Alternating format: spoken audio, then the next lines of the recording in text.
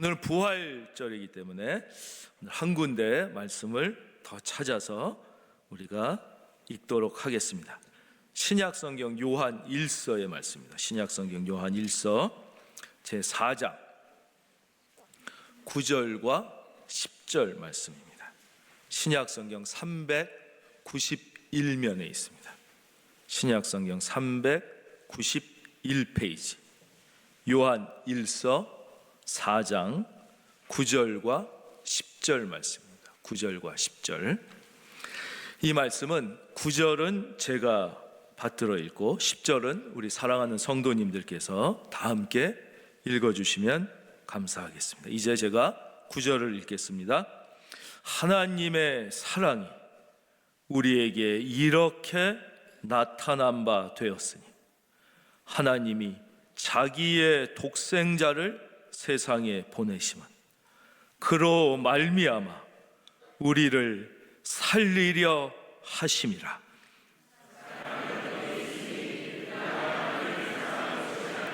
하나님이 우리를 사랑하사 우리 죄를 속하기 위하여 화목 제물로 그 아들을 보내셨음이라. 아멘. 2012년 그리 오래된 얘기가 아닙니다. 크리스마스 무렵에 미국의 와이오밍 주의 한 지역에서 티모시 그레이라는 사람이 길을 헤매다가 추위에 지쳐서 쓰러지게 됩니다. 그리고는 눈밭에 쓰러진 채 눈에 쌓여서 얼어 죽게 됩니다. 그분은 노숙인이었습니다. 기차역 근처에서 얼어 죽은 이 시신을 발견하고 시에서 운영하는 시신 안치소로 옮겼습니다. 그리고 주머니를 뒤져보니까 1달러짜리 지폐 한 2장, 아주 낡은 오래된 이력서, 그리고 아무것도 들어있지 않은 낡은 가방 하나가 전부였습니다. 아무것도 아니었던 이 죽음이었는데 이분이 죽은 지 한 며칠이 지난 2012년 12월 29일 미국 최대의 방송사인 NBC 뉴스에서 이 사람의 죽음을 대대적으로 보도하기 시작합니다. 그러더니 연이어 ABC, CNN 등 미국의 최고의 방송사들이 이 사람의 죽음을 대대적으로 보도하면서 2012년 연말부터 2013년 연초까지 이것이 미국 전체에 엄청난 화제를 불러오는 죽음이 되었습니다. 왜냐? 이제 이 사람이 죽었어요. 그러니까 연고를 찾아야 될 거 아니에요. 그러니까 막 이제 지문조회라고 온갖 조회를 다 한 거예요. 근데 가족이 하나도 나타나질 않는 거였습니다. 그래서 계속 추적을 해 보다 보니까 글쎄 이 분의 고모가 바로 2011년 작년에 죽은 미국의 어마어마한 구리 회사 재벌인 휴게트 클라크라는 사실이 밝혀졌던 것입니다. 그리고 이분이 죽으면서 무려 우리나라 돈으로 약 5천억 원의 유산을 남겼는데 그 중에 1,900만 달러, 우리 돈으로 얼마예요? 한 250억, 260억을 자신의 조카인 이 티모시 그레이에게 남긴 거예요. 근데 티모시 그레이는 그것도 모르고 자기 고모가 죽었는데 연락도 안 하고, 에이 세상 더러운 세상, 어차피 다 없어, 가진 놈들의 세상, 나 실패했다고 뭐 부모도 나를 버렸는데 뭐 고모라고 이래가지고 다 인연을 끊고 산 거예요.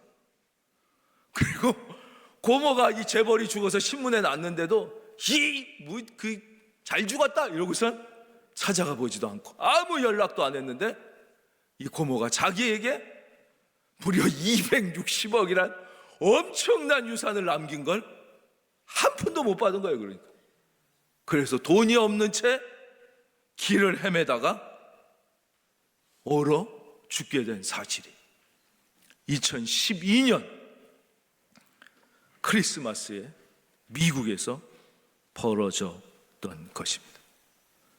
이 티모시 그레이가 할 것은 아무것도 없습니다.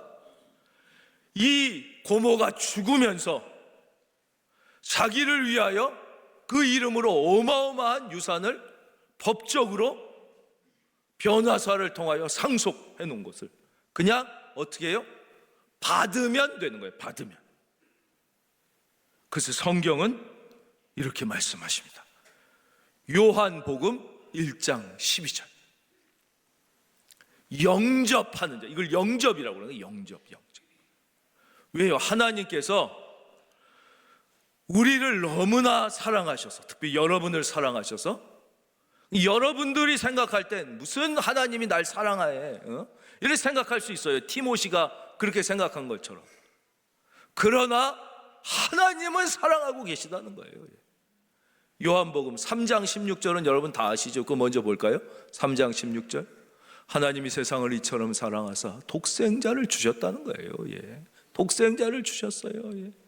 그렇기 때문에 우리가 할 거는 뭐예요? 요한복음 1장 12절 다시 영접하는 이 말씀을 다 우리가 소리를 내서 함께 읽겠습니다. 시작.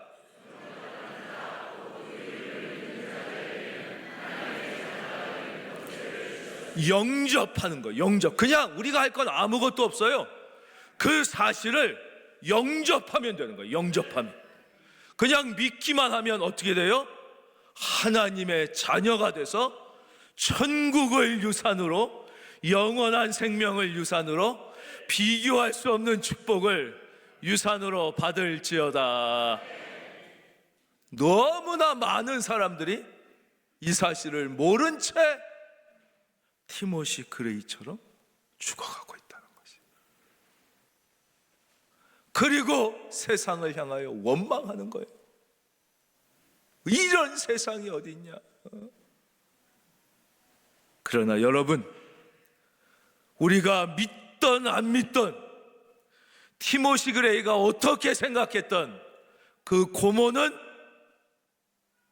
이 티모시 그레이의 이름으로 유산을 남겼다는 것이. 하나님은 여러분을 사랑하시고 그래서 독생자 외아들을 보내셨고 그 예수님께서 여러분의 모든 죄와 죽음과 저주와 질병을 대신 지시고 십자가에 죽으시고 죄와 죽음과 저주와 질병을 이기시고 부활하셨다는 사실을 여러분들이 영접하기만 하면 오늘 다시 한번 영접하는 은혜가 여러분에게 있기를 바랍니다. 그 부활절이에요. 부활절. 영접하는 절. 우리가 할 것은 영접뿐이 없다는 거예요. 보통 우리가 이제 생각하는 게 다른 대부분의 종교는 뭔가 착하게 살아야 된다. 이게 핵심 아닙니까? 기독교는 믿어야 된다 이거예요. 믿어야 된다. 믿는 게 이제 다른 말로 하면 영접한다. 영접하면 어떻게 되는 거예요? 하나님의 자녀가 되는 권세를 주셨다는 거예요. 가족이 된다는 거예요. 가족. 이게 참 놀라운 것이죠. 착하게 살아야 가족이 되느냐? 영접하면 가족이 되느냐? 보통 가축을 키웁니다. 예를 이렇게 드려서 대단히 죄송합니다만 소 엄청 착합니다. 열심히 일을 합니다. 소를 가족으로 집안에 키우는 사람은 거의 못 봤어요. 돼지 엄청 착합니다. 그 더러운 우리에서도 불평을 하나 하지 않고 자기의 모든 살을 삼겹살로 주고 목살로 주고 뒷다리 다 줍니다. 돼지를 가족으로 삼죠. 그러나 강아지를 보십시오. 강아지가 요즘에 무슨 집을 지킵니까? 강아지가 뭐 사냥을 해옵니까? 강아지가 하는 건 오직 하나, 영접하는 것뿐이 없다는 말이에요.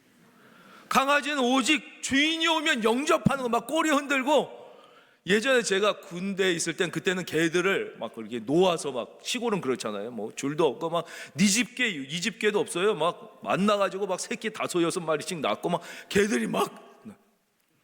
그러면 그 막내 애가 학교 갔다가 돌아오면 어떻게 해요?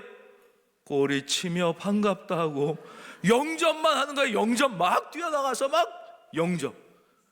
걔는 가족이 되는 거예요. 가족이 된다는 것은 무엇이냐? 영접. 착하게 살아야지. 그게 중요하죠. 성경은 착하게 살라고 말씀하십니다. 그럼 착하게 사는 건 무엇이냐? 여러분, 착하게 사는 것도요, 어렵습니다. 그것도요, 공부 잘하는 거랑 비슷합니다. 머리가 원래 좀 좋게 태어난 애들은요, 공부 잘하기가 쉬워요. 머리가 원래 나쁘게 태어난 애들은 공부 잘하기가 힘들어요. 착한 것도 비슷합니다. 여러분, 자녀를 다 낳아서 키워보셨겠지만 애가 원래부터 순둥이로 태어나는 애들이 있어요. 얘들은 착하기가 쉬워요. 원래부터 좀 까칠하게 태어나는 사람들도 있어요. 얘네들은 착하기가 힘들어요. 똑같이 노력했다고 똑같이 착해지는 게 아니에요. 여러분, 믿는 거는, 영접하는 거는요, 누구나 할 수 있는 것이에요.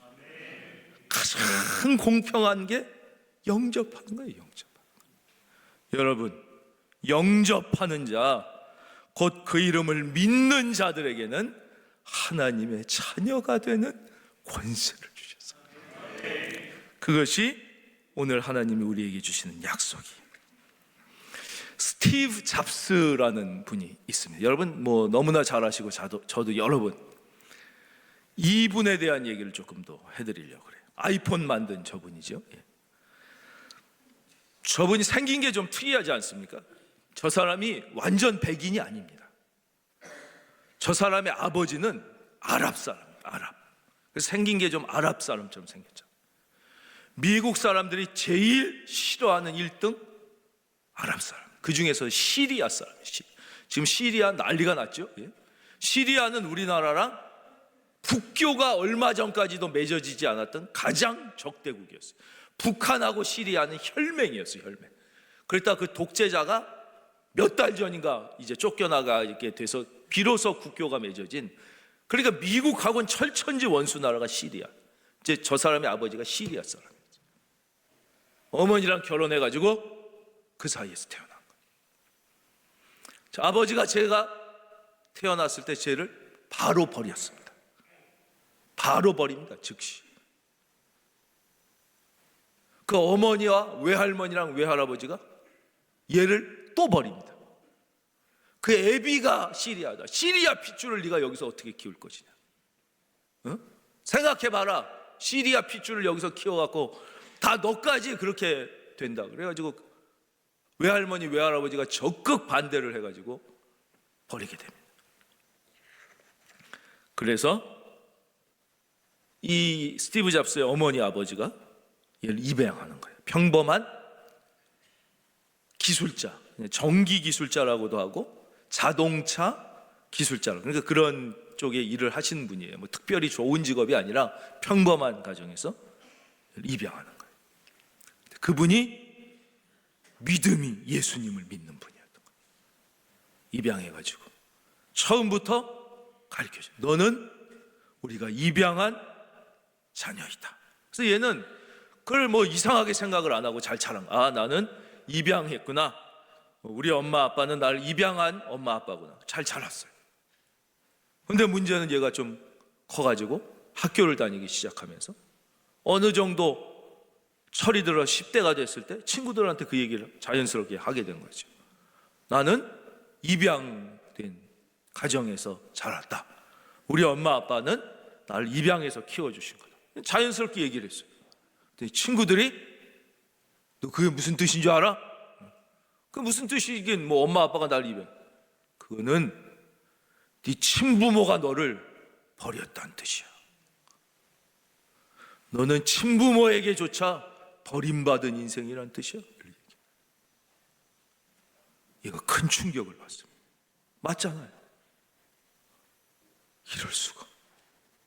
나는 버림받은 존재구나.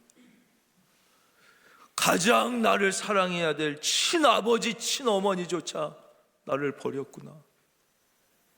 얘가 엄청난 혼란과 좌절에 빠진 거예요. 그래 계속 우울해하고 괴로워하기 시작한. 얘가 이상해지니까 저 어머니 아버지가 걱정이 돼서 물었을 거 아니야. 야 스티브, 너 왜 그러냐? 나는 버림받은 존재라는 걸. 나는 친아버지조차 나를 버리고 친엄마조차 나를 버린, 난 버림받은 존재라고. 그때 이 아버지 어머니가 기가 막힌 얘기를 해줍니다. 스티브, 너는 지금 뭔가 심각하게 착각하고 있다. 너는 버림받은 존재가 아니라 나와 네 엄마에게 특별히 선택된 존재인 것이다. 여러분, 뭐가 맞아요? 둘 다 맞죠. 둘 다 맞습니다. 둘 다 맞습니다. 중요한 것은 내가 무엇을 선택하느냐, 거기에 따라 인생은 결정되는 것이죠. 만약에 스티브 잡스가 그 얘기를 듣고도 끊임없이 아니야, 그래도 나는 친부모에게 버림받은 존재야를 선택했다면 그의 인생은 버림받은 인생이 되는 거예요. 그러나 그는 그때 아니구나, 나는 특별히 선택받은 존재이구나, 그것을 선택했기 때문에 할렐루야, 그는 선택받은 삶을 살게 된 것이죠. 사랑하는 성도님, 여러분은 무엇을 선택하시겠습니까? 여러분, 좋은 것을 선택하기를 바랍니다. 행복에 대해서 가장 유명하고도 위대한 연구로 정평이 나 있는 것은 하버드 대학의 그랜트 연구입니다. 여기에는 이견이 있을 수가 없습니다. 왜냐하면 이 연구는 무려 1938년부터 지금까지 계속되고 있는 거의 87년의 역사를 가진 행복 연구이기 때문에 이 시간의 가치를, 이걸 뛰어넘는 행복 연구가 없기 때문에 그렇습니다. 1938년 하버드 대학에 입학한 학생들과 동시에 보스턴에 살고 있던 빈민가의 학생들의 삶을 계속 85년간 추적하는 것입니다. 그리고 그 자녀들, 손자들의 삶을 쫙 추적해가지고 과연 인생의 행복을 결정짓는 핵심적인 비밀은 어디에 있는가, 이걸 찾아내는 거예요. 쫙. 그러니까 이제 하버드 학생들은 제일 이제 머리가 좋고 똑똑하고 주로 중산층 이상의 가정에서 태어난 애들이고, 동시에 이 보스턴 빈민가는 가난한 가정에서 태어나서 최고 학력이 고졸이고 뭐 중학교 중퇴 뭐 이런 사람들을 다 비교하면서 쫙 찾은, 과연 행복한 인생의 비밀이 어디에 있냐? 돈이냐? 직업이냐? 사회적 성공이냐? 뭐 이제 여러 가지가 있을 거 아니에요. 건강이냐? 쫙 찾은 것입니다. 거기서 나온 결론이 무엇이냐? 그게 2012년도에 첫 번째 연구가 종결됩니다.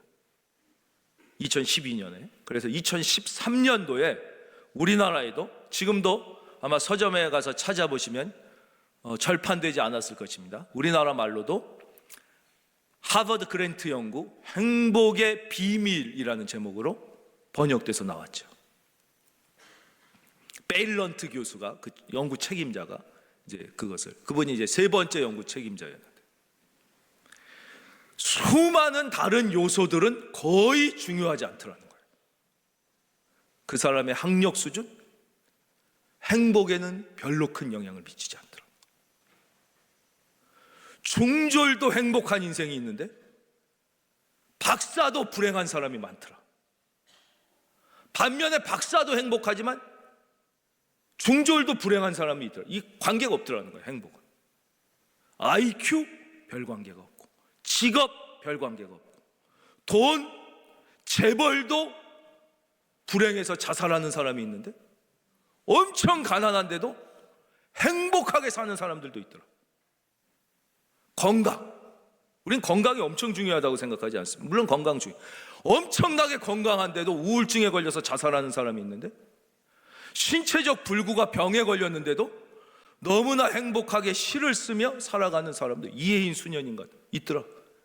우린 그 되게 중요하게 생각했던 것들이 거의 행복에는 별로 큰 영향을 미치지 못하더라. 무엇이었냐? 놀랍게도 행복을 결정짓는 비밀은 딱 한 가지에 있었습니다. 무엇이냐? 제가 수요일에도 말씀드렸지만 그것은 바로 관계였습니다. 관계. 배우자와 어떤 관계인가? 관계가 좋은 사람은 행복하더라는 거죠.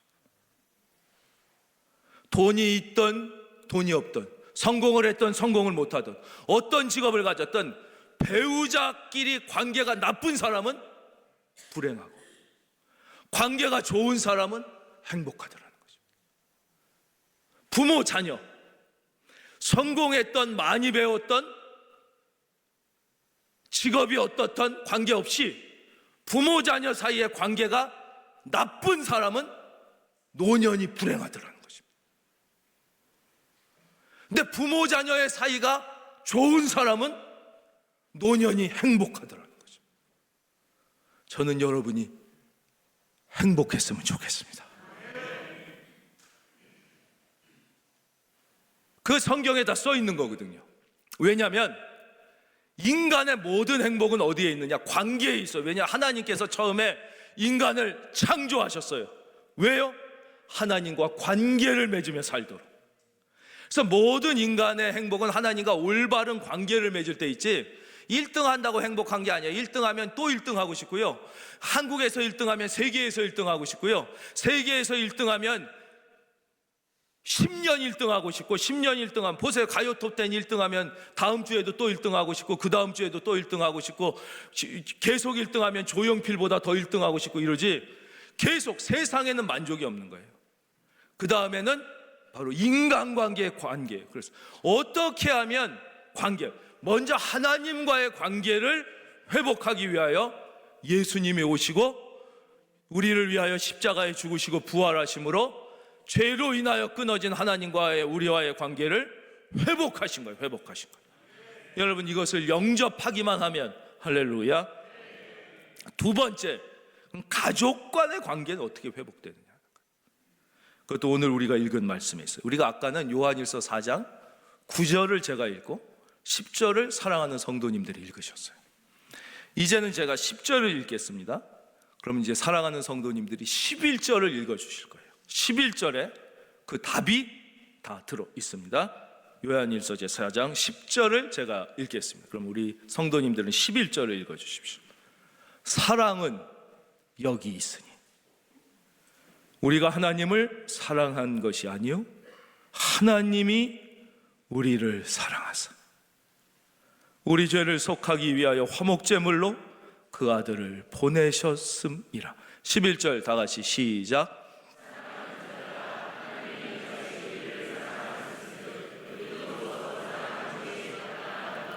아멘. 여기에 관계의 비밀이 있다는 거예요. 서로 사랑하려면 어떻게 해야 돼요? 그렇죠. 여러분, 좋은 점을 봐야 되는 것입니다. 만약에 하나님께서 여러분의 좋은 점이 아니라 잘못된 점과 나쁜 점을 주로 보셨다면 여기 지금 번개 맞지 않고 살아있을 사람은 단 한 사람도 없습니다. 다 번개 맞아 죽었을 것입니다. 다 지옥에 갔을 것입니다. 하나님은 여러분의 좋은 점을 보고 계시는 것이죠. 그래서 예수님 나다나엘 만날 때 보세요. 이제 베드로랑 안드레가 나다나엘을 불러요. 우리가 메시아를 만났다. 메시아. 그때 나다나엘이 뭐라 그래요? 웃기고 있네. 야, 예수가 무슨 메시아냐? 아니야, 그분을 만나봐. 그분은 진짜 하나님의 아들이야.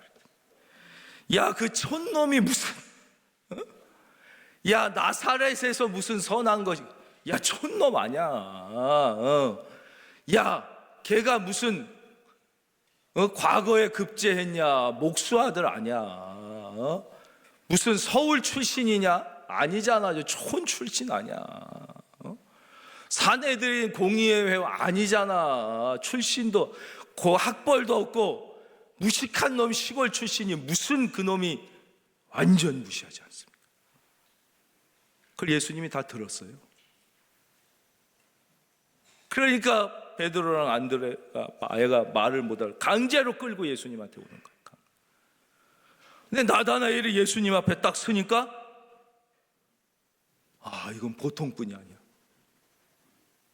충격을 받아. 자기가 했던 말이 생각나니까 너무 부끄러워. 어떻게 할 수가 없어. 그때 예수님이 이렇게 말씀하세요. 나다나엘아, 내가 너를 잘 알고 있도다. 나다나엘의 얼굴이 빨개집니다. 자기가 무슨 얘기했는지 예수님이 다 알고 있으니까. 그때 예수님이 뭐라고 그러십니까?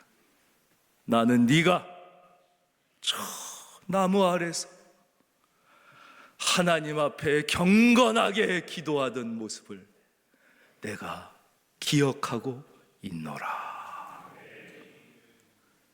그가 가장 잘했던 것, 가장 하나님 보시기에 기쁘게 했던 것, 그것을 내가 기억하고 있다고 말씀해 주시는 것.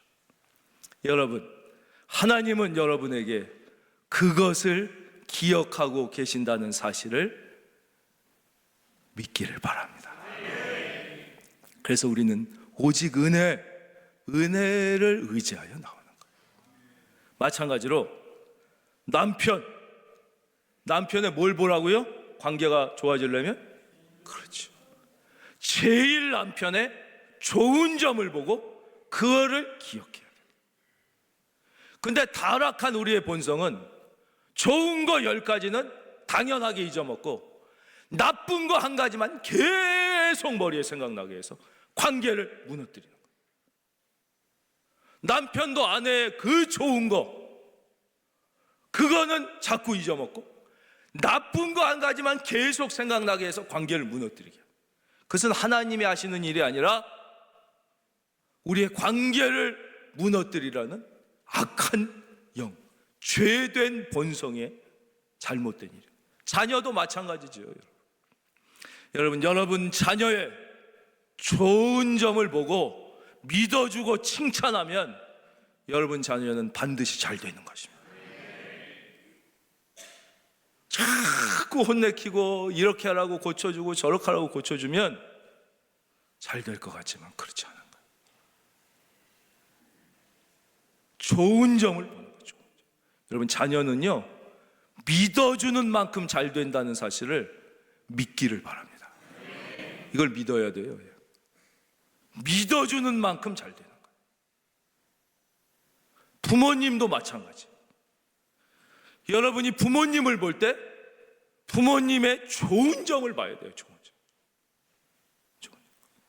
제가 전에도 말씀드렸잖아요. 어느 사람이 성적표를 아들이 갖고 왔는데 5월 가에다가 체육만 양이어서 선생님이 기가 막혀서 아버지를 오라고 그래서 얘가 성적표가 이게 뭐냐고 5월 가에다 체육만 양이라고 그랬더니 그 아버지가 아들을 불러서 아들아, 너 너무 한 과목에만 집중적으로 좋은 점을 봐야 된다. 부모님에 대해서도 좋은 점을 봐야 된다.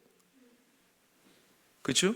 좋은 점을 자꾸 보면 부모님이 잘 되는 게 아니라 자기가 잘 되는 거예요. 자기가 잘 되는 거예요. 자기가. 그러면 어떻게 돼요? 관계가 좋아지는 것이에요. 가족 간의 관계가 그 사람의 행복을 결정짓는 최고의 비밀이었다. 하나님과의 관계. 그래서 하나님과의 관계도 뭘 봐요? 그러니까 받은 복을 세어 보아라. 하나님이 주신 것을, 좋은 것을 자꾸 생각해야 돼. 자꾸 안 주신 거를 생각하면 안 되는 거야. 기도 응답 받은 거를 자꾸 생각해야지, 기도해도 안 된 것만 생각하는 사람을 바보 천치라고 그래요. 바보 천치. 하나님이 주신 은혜가 얼마나 많은데 지금 볼 수 있는 분은 아멘. 여러분, 볼 수 있는 거 돈으로 살 수 있어요? 여러분, 다 들을 수 있으니까 설교 들으시고, 전쟁 안 났으니까 예배 드리지. 전쟁 나게 해봐요. 지금 핵무기 하나 떨어져 봐요. 이거 누가 다 지켜주는 거예요? 너무너무 우리가 받는 은혜가 한량없는 거예요. 이 좋은 걸 생각할 때 어떻게 돼요? 하나님과의 관계가 좋아지는 거예요. 오늘 본문 말씀은 짧게 그냥 이렇게 말해요. 이 베드로는 12장에 보면 하나님께서 천사를 통해서 살려주셨어요. 이렇게 감옥에 갇혔는데, 근데 바울은 사람을 통해서, 그 조카를 통해서, 백부장을 통해서, 천부장을 통해서 죽음의 위협에서 구원해 주셨어요. 이게 하나님의 방법입니다. 하나님의 방법은 아주 다양합니다. 초자연적으로 역사하실 때도 있고 사람을 통하여 역사하실 때도 있어요. 그러니까 우리도 오늘 이 자리에 오신 분들이 사람을 통하여 오신 분들이 훨씬 많을 겁니다. 뭐 엄마가 예수 믿어서 예수 믿고, 뭐 가족들이 예수 믿어서 오신 분들, 주로 믿은 분들도 많고, 아닌 분들도 있어요. 마음에 어떤 특별한 감동, 어떤 영원한 것에 대한 어떤 갈망, 이런 것 때문에 온 분들도 있을 거예요. 하나님의 방법은 다양합니다. 여러분, 중요한 것은 어떻게 오셨든 하나님이 여러분을 사랑하시고 여러분을 선택하셔서 여러분을 불러주셨다는 사실은 틀림없다는 사실이에요. 천사를 통하여 살려주셨어도 하나님이 살려주신 것이고, 천부장을 통하여 살려주신 것도 하나님이 살려주신 거예요.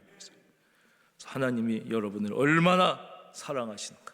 하나님께서 여러분에게 앞으로 축복해 주실 때도 마찬가지예요. 병을 고쳐 주실 때도 하나님께서 초자연적인 방법으로 신유의 은사로 고쳐 주실 때도 있고, 하나님께서 좋은 의사 선생님의 손과 약을 통하여 또 고쳐 주실 때도 있고, 다 다양한 방법으로, 중요한 것은 하나님이 고쳐 주신다는 거예요. 하나님. 여러분들은 그 담대한 믿음을 가지고 죽음을 이기시고 나를 위하여 부활하신 그 주님을 마음의 정중앙에 깊이 모시고, 날마다 어떤 일이 있어도 우리가 잠시 고뇌할 수는 다 있어요.